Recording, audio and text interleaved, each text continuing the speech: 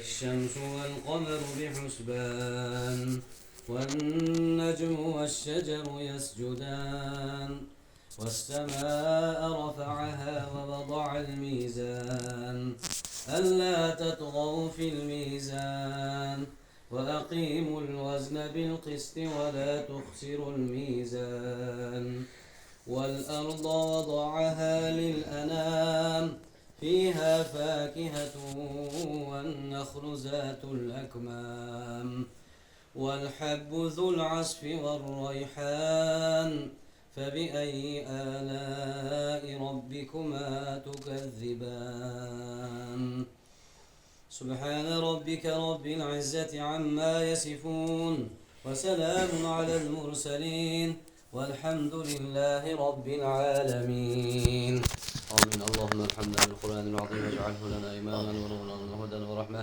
اللهم ذكرنا منه ما نسينا وعلمنا منه ما جهلنا وارزقنا تلاوته آناء الليل وأطراف النهار واجعله لنا حجة يا رب العالمين. Parvardigor alemi shu o'qilingan tilovatlarni, bu qilingan ihsonlarni dargohingda qabul aylagan. Savob samoratlarni payg'ambarimiz Muhammad Mustafa sallallohu alayhi vasallamdan, Chahorar izom, sahoba-i kirom, azvoj mutahharat onalarimizni, xosatan bu sohibi ihson akalarimiz, ukalarimizni, hammalarini, otalarini, onalarini ruhlariga fi sabilillah hadiya qildik. Qabrlarini ko'rib qilgan, ruhlarini shod aylagan Parvardigor. Yotgan joylarini jannat bog'laridan qilgin. Bilib bilmay qilgan xato kamchiliklarini mag'firat qilgin. Sen mag'firat qilishni, kechirishni yaxshi ko'radigan zotsan Parvardigor. Barchalarini ahli jannatlardan qilgin.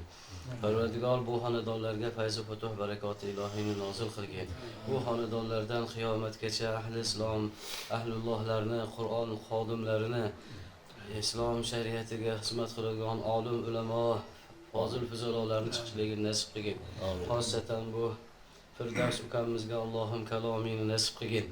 Parvardigor sen qodir zotsan. Bu sulolatlardan, bu joylardan Parvardigor o'zingni kalomingni, o'zingni ahlilaringni, qorilarni chiqargin Parvardigor. O'zing oson qilib qo'ygin, o'zing yo'lini ochib qo'ygin Parvardigor.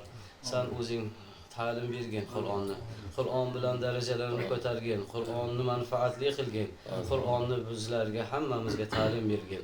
Robbana hab lana min azwajina va zurriyatina qurrata a'yunin waj'alna lil muttaqina imama. Va sallallohu ala khayri xalqihi Muhammadin va ala alihi va ashabihi ajma'in ya arhamar rahimin.